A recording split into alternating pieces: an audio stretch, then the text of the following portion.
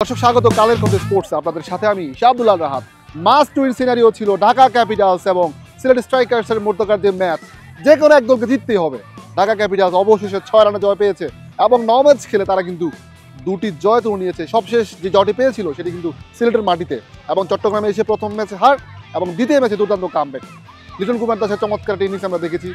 থিসারা পেরারের কথা একদম আলাদা করে বলতে হয়। 36 রানের দুর্দান্ত ইনিংস, এর সাথে 2 উইকেট এবং 2টি ক্যাচ।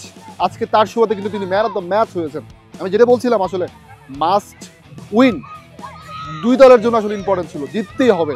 সেক্ষেত্রে ঢাকা ক্যাপিটালস তারা জিতে নিয়েছে। আমি একটু পয়েন্ট টেবিলে আসতে চাই এবং সেখানে কিন্তু 9টি ম্যাচ অলরেডি ঢাকা ক্যাপিটালস খেলে ফেলেছে এবং 9টি ম্যাচের ভিতর তারা দুটি জয় পেয়েছে এবং 2 জয় কিন্তু 4 পয়েন্ট। এবং অন্যদিকে সিলেট স্ট্রাইকার্স তারা একেবারে পয়েন্ট টেবিলের তলানিতে সবশেষ। ঢাকা ক্যাপিটালসকে কিন্তু ঢাকা ক্যাপিটালস যে ধরনের টিম বা যে মানের টিম, সেই মানের টিম হিসেবে ঢাকা ক্যাপিটালসকে কিন্তু আজকের ম্যাচটি কিন্তু জেতা খুবই জরুরি ছিল। আমি গতকাল ঢাকা ক্যাপিটালসের সিইও আতিক ফাহাদের সাথে কথা বলছিলাম, তিনি যেমনটি বলছিলেন তারা বাকি ম্যাচগুলো জিততে চায়, তারা জিতে এবং তারা কিন্তু পয়েন্ট টেবিলের যে রেস সেই রেসে তারা থাকতে চায়। অন্যদিকে সিলেট স্ট্রাইকার্স তাদেরও কিন্তু জয়ের বিকল্প ছিল না। তারা কিন্তু যদি আজকের ম্যাচ যদি তারা জিততে পারতো তাহলে তারা কিন্তু যে পয়েন্ট টেবিলের যে রেস সেই রেসে কিন্তু তারা থাকতে পারতো। অনেকটা কঠিন হয়ে গেল সিলেট স্ট্রাইকার্সের জন্য। তারা কিন্তু ম্যাচটি না জিততে পেরে বলা যায় যে সুপার 4 সেখান থেকে কিন্তু তারা অনেকটা ছিটকে গিয়েছে। ঢাকা ক্যাপিটালসের যে সম্ভাবনা সেটি কিন্তু অনেকটা এখনো বেঁচে আছে। মুস্তাফিজুর রহমান শেষ ওভারের দরকার ছিল 23 রান এবং অবশেষে 6 রানের জয় পেয়েছে ঢাকা ক্যাপিটালস। আরেকটা বিষয় আমি বলছিলাম, লিটন কুমার দাসের ইনিংসের কথা বলেছি, রনি তালুকদারের কথা একটু করে বলতে হবে। রনি তালুকদার যিনি চেষ্টা করেছেন সিলেট স্ট্রাইকার্স তাদের বিপক্ষে ঢাকা ক্যাপিটালসের যে বড় সংগ্রহ, সেই সংগ্রহকে তারা করে তারা কিন্তু চেষ্টা করেছেন, রনি তালুকদার সঙ্গ দিয়েছেন, কিন্তু শেষ পারেননি।